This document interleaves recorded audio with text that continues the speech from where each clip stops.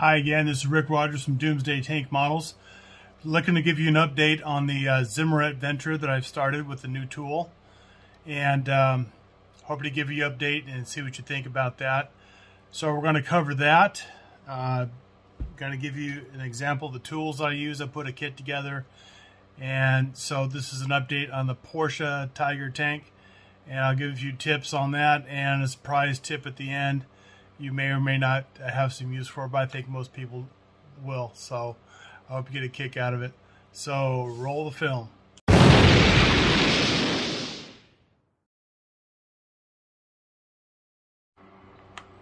Okay, so here's an update on some of the Zimmerit patterns I got going. Some worked out extremely well for, this is my first effort on Zimmerit, and some got interesting. I'm going to have some examples on this video of stuff I found on the internet.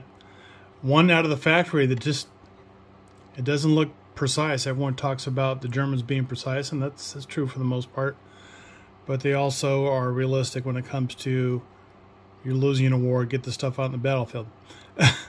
Anyway, so I've put in the copper wire for the headlamp that's going to be right there eventually. Did the handles for the crew. These come solidly molded from the kit, so you want to give it a little bit of realism.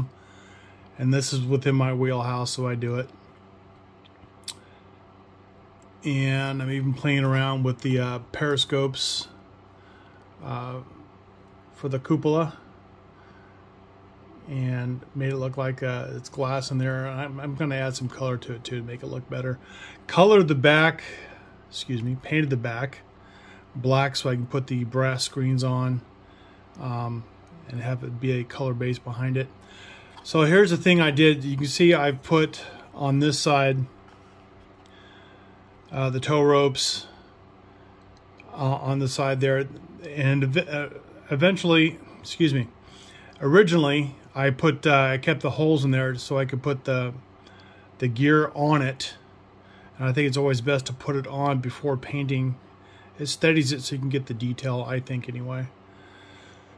So where you see, this is Tamiya putty, and this is just a different one, so a different color, so I could see where the holes were.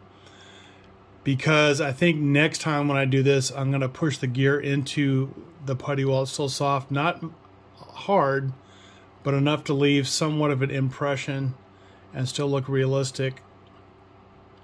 The holes don't help anymore because you've added some thickness with the Zimmerit. Although I'm very happy with how it looks for a first time especially, and I'm happy I did this. And I think all Porsche turrets, since this was the initial production, had the Zimmerit. And I think what turned out the best is the shield for the front of the tank, the cannon. Came out pretty well, so I'm happy with that. So anyway, let me show you some other things here. Okay, so you remember this new tool I found on eBay? It's a Liang tool. Hope I'm pronouncing that correctly. It's on eBay. All you have to do is look up Zimmerit tool. You'll get dozens of listings for this. It's something new. And as I described in my last video, by the way, thank you for all the views on that. That's past 1,300 now. I'm glad you like that. On the back, I've glued the nuts in there permanently and put some accelerator on it to keep it together a little better. It comes stock with a nut, a screw, and a washer. I've added 2 washers on the inside. I finally found a hardware store with the ones that were small enough for this tool, and I've added 2 on the other side. Reason being that this wheel was rubbing against the whole side of the tool, and I thought it'd be better, and it turns out it is better as freewheeling. It's also more secure. I mentioned I've thinned the wheel a little bit from its original thickness to make sure it's more 1/48 size. Hopefully that's true. It's enough for my taste anyway. So I want to go forward with that. The kit is plastic lid and box that I put other tools for Zimmerit, and I found some interesting tools not made for Zimmerit, but that would roll out the two-part epoxy putty to as thin as you can get it and still be effective. And this is called a limit switch roller arm. You can look it up on eBay. It's a part, I think in some cases it's for vehicles. Mechanics out there can set me straight. But I was just looking for something that could roll it out, and I found this. And I also found, it's also the same description, but very tiny, and came in very handy when I got to the back part back here to roll out things in awkward areas. So this small one has limited but useful and tight areas. And this thing was bent over this way. I just bent it all the way forward. I intended to cut it right there, but realized I wouldn't have much to hold on, so I thought this is actually perfect to do to roll this out and have some leverage on it. I also glued that very well all the way around. It's very liberal with the super glue, and it's been very useful for that purpose. I would recommend getting a metal roller arm, and I think it'll work out better for you. So those are just things. Then I don't know if you guys have these glue loopers that are designed to help with precise areas for your crazy glue and stuff like that. So I had one that was kind of overused, and just cut it at the base, and in tight areas you can make a Zimmerit pattern very well in tight areas that way.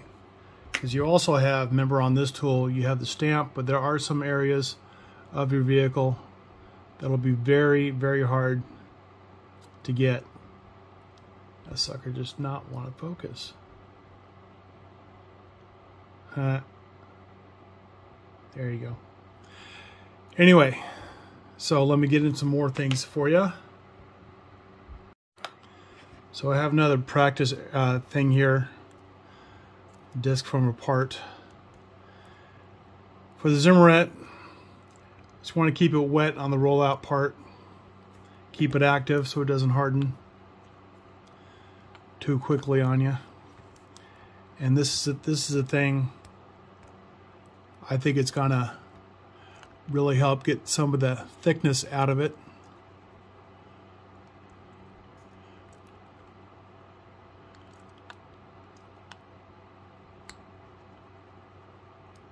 Because in some areas on mine, I'm sure you could see it, it just looks too thick, but I went with it anyway.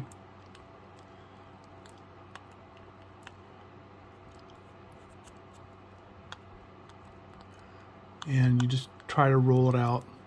And you still get in there and use your fingers. But now the roller is helping displace it a little better. It's still wet enough to be able to control it.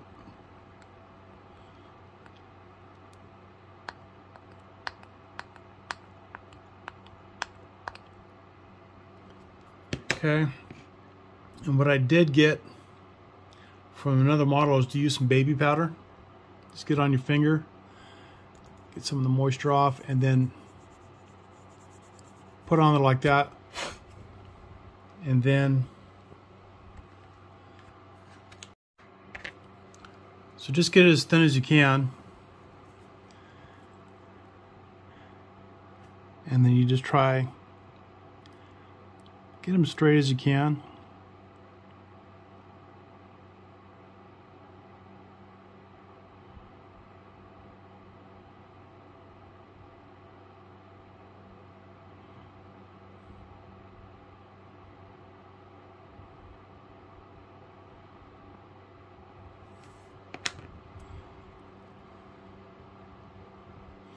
And with the practice tan, you'll get them looking really good.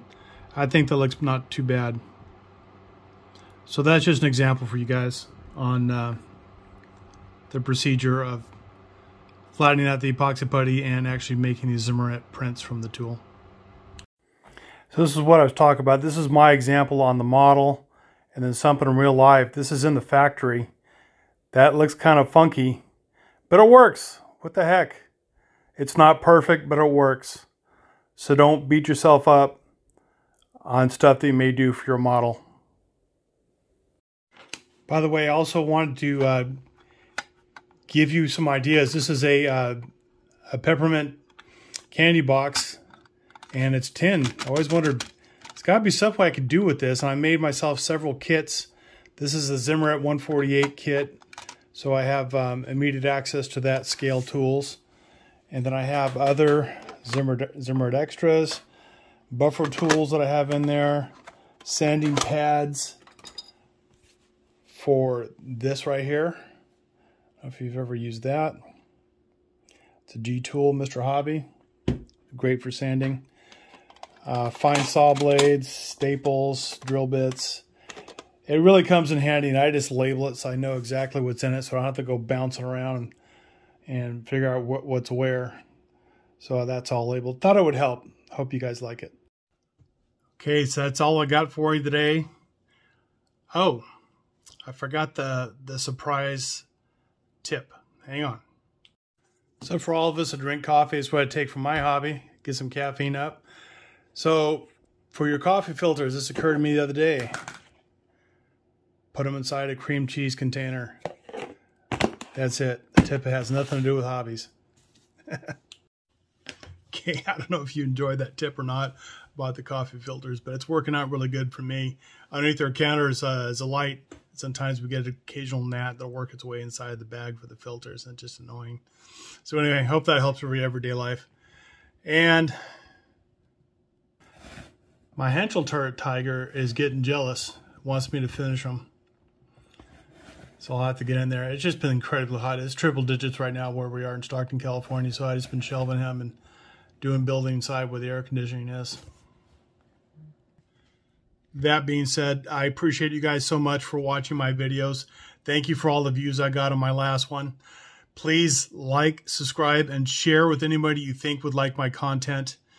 Let them watch it and see if, and make up their mind to see if it's something that can help out their everyday life. And that's why I'm doing this. For the everyday modelers getting back into it, or just starting out raw and thought this was pretty cool. This can go for anything: cars, planes, tanks, even though tanks is my favorite.